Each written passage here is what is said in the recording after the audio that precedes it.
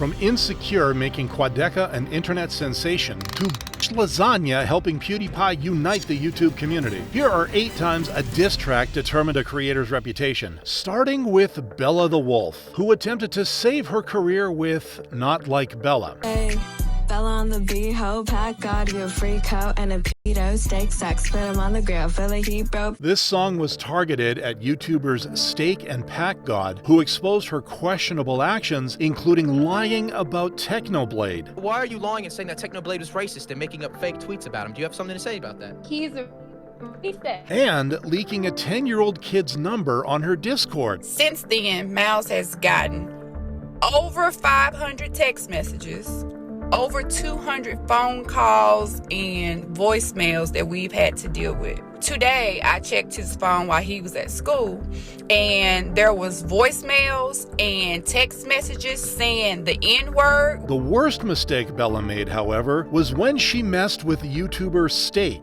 Did you shoot me with your Nerf guns? What the This prompted Steak to get Pack God to help him roast Bella. Shut the up! Your best friend is a Fortnite skin! Your best friend is a rat in your basement! With fans agreeing that Pack God was serving pure justice against the adopted hellspawn known as Bella. Bella would then respond to Pack God with her diss track. Certified Packer boy, certified pedophile. Pop, we'll f him up. Only for everyone to agree that the song was hot garbage. This ain't a diss track, it's a piss track. With the hate becoming widespread, Bella finally apologized for her actions. I am also truly sorry for leaking a 10-year-old's phone number.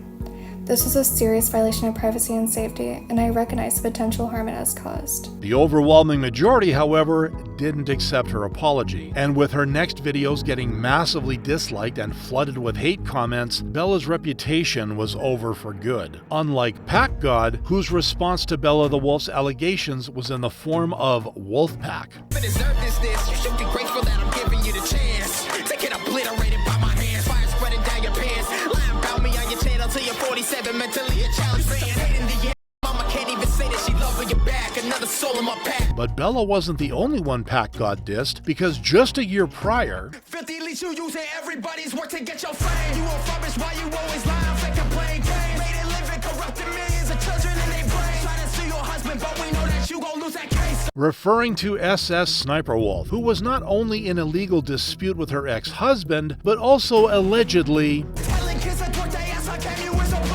And though Pack God hasn't released any diss tracks as of October 2025, he continued to roast people who deserved it, like Jack Dorkey. You know what I'm tired of, Jack? I'll tell you what I'm tired of, Jack. I'm tired of your content faking, OnlyFans, girl pimping, super complex, and man baby face having egotistical, self-righteous, disrespectful pile of heated up horsemen. But while Pack God's diss tracks and roasts cemented his reputation as an internet hero, Dax's diss track aged poorly. KSI get mentioned, views. This beef erupted in November 2018 when KSI mentioned Dax on the What's Good podcast as a rapper whom he didn't really respect. I mean, I guess there's Dax, but like I didn't know him. That's it. I mean, but he's a poor man's Hobson, and Hobson is the poor man's Eminem. Dax would then leave a salty reply in the comments, later going on Instagram Live to vent his frustration. You a meme, a character. You a circus act, bro. You a circus act. This is a circus act, monkey. This is all you need. I'll give you one of those. Doubling down 5 days later by dropping Kill Shot. KSI wanna beat me, you can CC the Fifi is 10K if you wanna track. So you gon' watch me on the TV, I swear to God they gon' keep it on repeat like 4 or 5. The diss track itself got praise from his fans. Dax, however, got too confident in releasing diss tracks, later targeting rapper Tory Lanez, who confronted Dax in person. Apologize, bro. Or you know what's going on. Apologize, my apologize. I got you, bro. Apologize.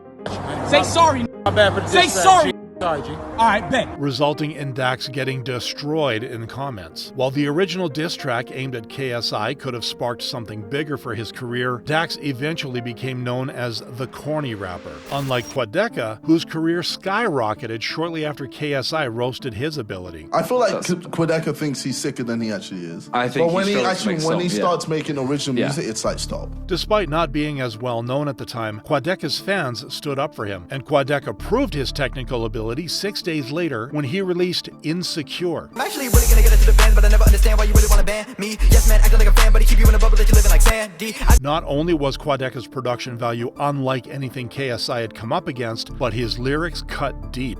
Yeah, your music is not complex. You talk nonsense, mediocre with a god complex. You're delusional on drugs or you fuse the two. You're like the Black Marina Joyce meets Fousey too. Undoubtedly the best diss track from the YouTube scene. Quadeca would then follow the diss track with original music, with his most recent albums Vanisher, Horizon, and Scrapper later receiving critical acclaim. It's very much an album I loved and see myself coming back to numerous tracks from, just based on how mind-blowing the music and production are, and just how well written the songs are too. And the same can't be said about KSI, however, who responded to Quadeca's diss track with one called Aries. Glad I made you better cause your other was dry.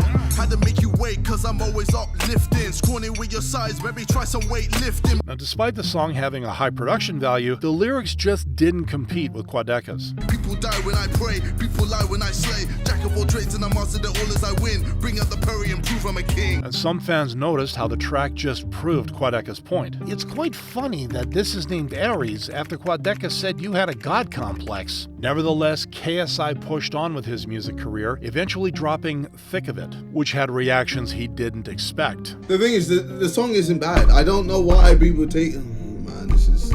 But that wasn't the only thing KSI had a hard time understanding, because on August 20th, 2017, Adam, aka Net Nobody, targeted him with Disstrack Ed. I made this to wake you up, you've been acting tough. Forcing KSI to react to the track and respond. If the team want me to go in on this motherfucker, then I will do what I need to do, ladies and gentlemen. KSI would hit back 2 weeks later with Adam's Apple, featuring Adam's ex-wife, Alessa. That's your baby mama.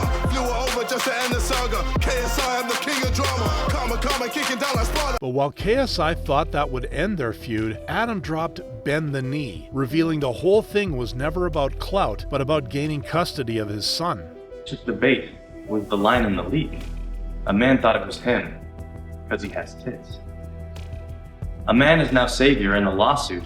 Hooey! Regardless, Adam continued to face controversy with his future partners, unlike Jake Paul, who only got hatred from the entire internet. It's Everyday Bro with the Disney Channel flow. Everyday Bro was released on May 31st, 2017, in response to Jake's ex-girlfriend, Alyssa Violet, who started calling Jake out after being kicked out of Team 10. Yeah, I'm talking about you begging for attention, talking shit on Twitter too. The song spread like wildfire, eventually gaining over 300 million views. However, it was also widely hated. Worse, after releasing the song, Alyssa released an expose video detailing the horrible actions Jake had taken against her. He would play all these mind games with me and just be like, yo, don't get mad, having a girl over. And he did that 25,000 times. I finally treated him the way that he was treating me, and he didn't like it. He got pissed and kicked me out. And with the rest of Team 10 leaving Jake, the YouTuber ended the group, proving that the same anthem that accidentally thrust him into the spotlight for all the wrong reasons eventually foreshadowed his fall. Unlike Rice Gum, whose career peaked after he responded to Jake's It's Everyday Bro with It's Every Night Sis. I could tell that you came with a Disney flow. Hey, ain't nobody ever heard about your Disney show. The song was better received than Jake's, however, it was a low bar to cross. Rice Gum was still a controversial figure himself, which is why iDubbbz dropped a content cop video on him, ending it with a diss track. You're a rapper who can't result with words? Prompting Rice Gum to drop Frick da Police. A 30-minute vid, I'm who you're obsessed with. You look like your sister is the girl that you have sex with. In the diss track, Rice not only called out iDubbbz, but also Ethan Klein and PewDiePie. Stop beating snacks, bitch, you get fat. Flew out PewDiePie just to f him in the ass. The response to Rice Gum's diss track, however, was vastly negative, racking up over 1 million dislikes and thousands of hate comments. Poor Rice Gum can't win a rap battle against someone who doesn't even rap. By this point, however, YouTube had largely moved on from diss tracks, and Rice Gum kept finding himself in controversies, including promoting gambling to his younger audience. All I'm trying to say is, it was a mistake. Probably should have done it, and it'll never happen again, but I made the bag. And despite signing a streaming deal with Rumble in 2023, Rice stepped away from the public eye. Similarly, PewDiePie has also limited his time online. But in October 2018, he challenged one of the biggest corporations in India to decide who was the king of YouTube. Set the down, T-Series, I'm here to spill the real tea. You tryna dethrone me from spot on #1, but you in the year you lose, so best think you haven't won. This beef would be set in motion in August 2018 when PewDiePie first noticed another channel catching up to him. I'm throwing my glove at you, T-Series. Fight me, IRL, to the death. No boxing glove and helmets. I'm talking about to the death here. The call-out sparked widespread support for Felix within the YouTube community, which only grew after PewDiePie dropped his diss track Lasagna on October 5th, 2018. Lasagna, lasagna. Look at T-Series, they just crying for their mama. And as Mr. Beast started buying up billboards, dude, we got the double billboard. We don't mess around.